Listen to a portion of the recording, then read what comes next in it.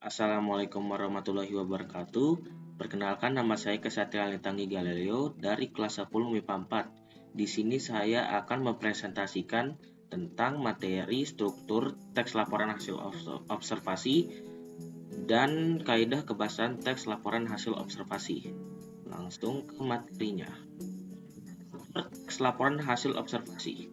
Struktur teks laporan hasil observasi dibedakan menjadi 3, yaitu pernyataan umum atau definisi umum, aspek yang dilaporkan atau deskripsi perbagian, dan yang terakhir, deskripsi manfaat.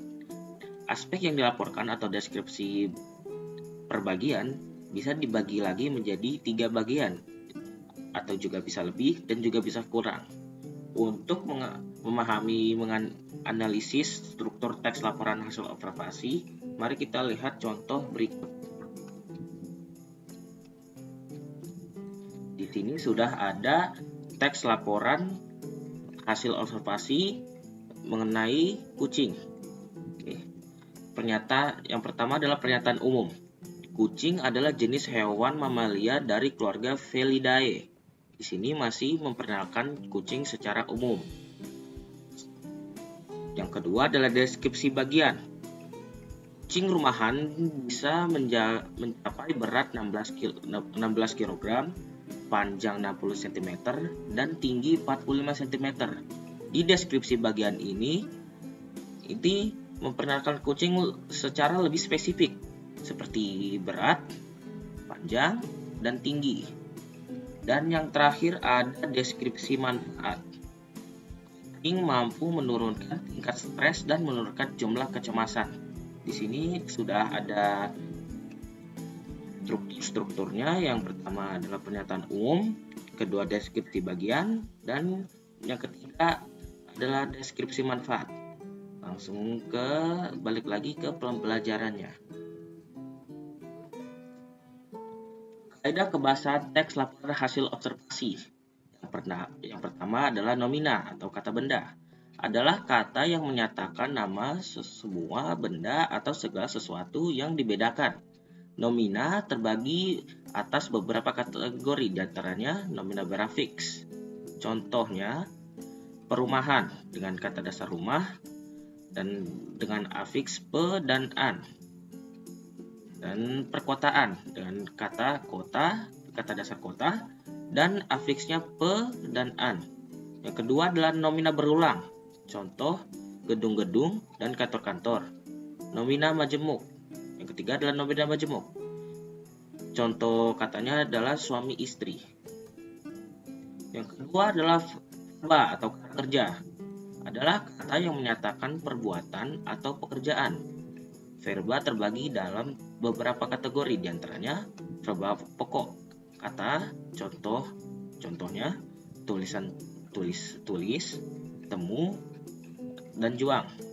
Yang kedua adalah verba dasar. Contoh katanya adalah ada, datang, duduk. Yang ketiga, verba berulang. Contoh katanya berjalan-jalan. Dan yang keempat terakhir adalah verba majemuk. Contoh katanya adalah jual beli dan pulang pergi. Yang ketiga ada afiksasi. Afiksasi itu adalah imbuhan. Kata yang sudah mengalami asifaksi atau pengimbuhan termasuk ke dalam kata bentukan. Kata yang mendapat proses pengimbuhan dapat berubah jenis. Misalnya kata berjenis verba dapat berubah menjadi nomina jika mendapat imbuhan.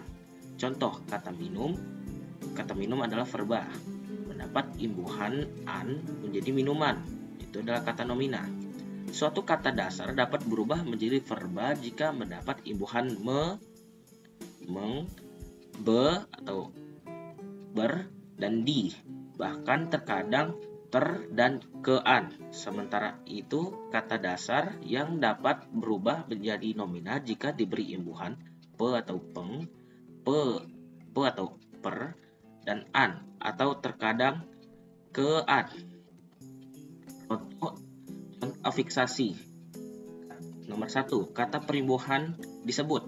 Dari kata dasar sebut mendapat imbuhan di menjadi jenis verba.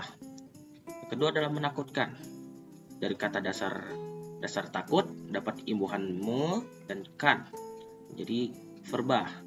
Dan yang ketiga adalah kemampuan. Dari kata dasar mampu dengan imbuhannya ke an berubah menjadi kata nomina dan seterusnya. Yang keempat adalah kalimat definisi dan kalimat deskripsi. Ciri khas teks laporan hasil observasi adalah adanya kalimat definisi dan deskripsi. Kalimat definisi biasanya terdapat dalam unsur deskripsi bagian. Kalimat definisi adalah suatu kalimat yang memberikan penjelasan umum tentang suatu benda, hal, aktivitas, dan lain-lain. Kalimat definisi dapat membantu pembaca untuk memahami istilah-istilah yang sering muncul dalam suatu tulisan. Dan ada kalimat deskripsi, kalimat yang menggambarkan sifat-sifat atau ciri khusus suatu benda. Di kalimat deskripsi ini mendeskripsikan suatu benda atau suatu benda ya. Yang kelima adalah menggunakan istilah. Banyak menggunakan kata teknis atau istilah ilmiah berkaitan dengan tema isi teks. Hal ini berkaitan dengan sifat laporan itu sendiri yang pada umumnya merupakan teks yang bersifat ilmiah. Contohnya kata vertebrata dan invertebrata. Dan keenam, menggunakan kalimat simpleks dan kalimat kompleks. Kalimat simpleks adalah suatu kalimat di mana hanya terdiri dari satu verba utama. Hal ini dikarenakan pada kalimat simpleks hanya mempunyai satu peristiwa, aksi maupun tindakan. Kalimat simpleks mempunyai pola SP, SPO, SPOK dan SPOK pelengkap. Contoh, Pina membersihkan meja di ruang tamu. Memiliki pola SPOK. Sekarang kita membedakan kalimat kompleks dengan kalimat simpleks.